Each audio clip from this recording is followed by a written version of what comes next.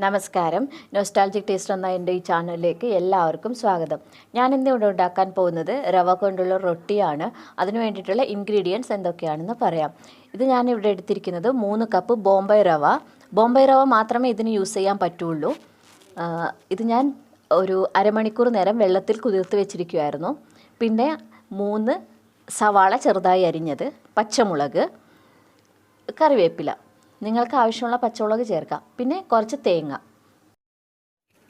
കുഴച്ച് വെച്ച മാവിലേക്ക് ആവശ്യത്തിന് ഉപ്പ് ചേർക്കുക. ഇനി ഇതിലോട്ട് മാറ്റി വെച്ചിരിക്കുന്ന തേങ്ങ ചേർക്കുക. പിന്നെ പച്ചമുളക്, കറിവേപ്പില, സവോള ഇതൊക്കെ ചേർത്ത് നന്നായിട്ടൊന്ന് മിക്സ് ചെയ്യുക. നമുക്ക് കൈകൊണ്ട് മിക്സ് ചെയ്യുന്നതായിരിക്കും കൂടുതൽ നല്ലത്.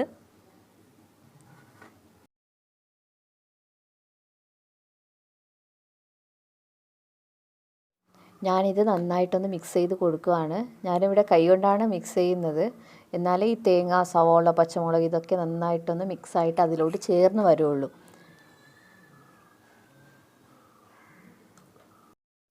ഇത് നന്നായി മിക്സ് ചെയ്ത് കഴിഞ്ഞു. ഇനി ഇത് നമ്മളൊരു വാഴയിലയിലോട്ട് പരത്തിയെടുക്കണം. ഇത് വാഴയിലയുടെ ചെറിയൊരു പീസാണ് ഞാൻ എടുത്തിരിക്കുന്നത്. അതിലോട്ട് ഈ മാവ് പരത്താൻ പോവുകയാണ്. നന്നായിട്ട് ഇങ്ങനെ പരത്തി കൊടുക്കുക.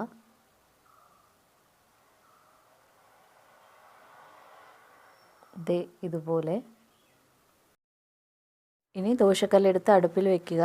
അത് ചൂടായി വരുമ്പോഴേക്കും കുറച്ച് എണ്ണ ഒഴിക്കുക. പിന്നെ നമ്മൾ പരത്തി വെച്ചിരിക്കുന്ന റൊട്ടി നമുക്ക് ചുട്ടെടുക്കാം.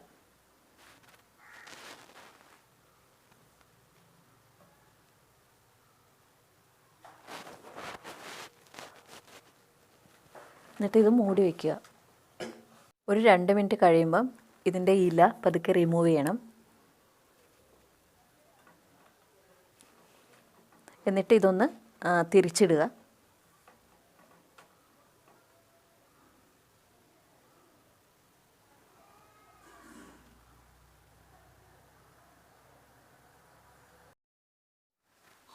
ഇതിപ്പോൾ നന്നായി വെന്ത് വന്നിട്ടുണ്ട്.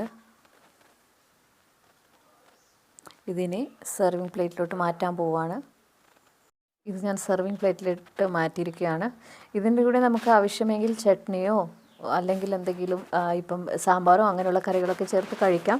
പക്ഷേ ഇതിൻ്റെ ഒന്നും ആവശ്യമില്ല. ശരിക്കും നല്ല കോക്കനട്ട് ഓയിലോ നെയ്യോ ചേർത്ത് നമുക്ക് കഴിക്കാവുന്നതാണ്. നല്ല ഹെൽത്തി ആയിട്ടുള്ളൊരു ഡിഷാണിത്. എല്ലാവരും ഒന്ന് ട്രൈ ചെയ്ത് നോക്കണം. നന്ദി.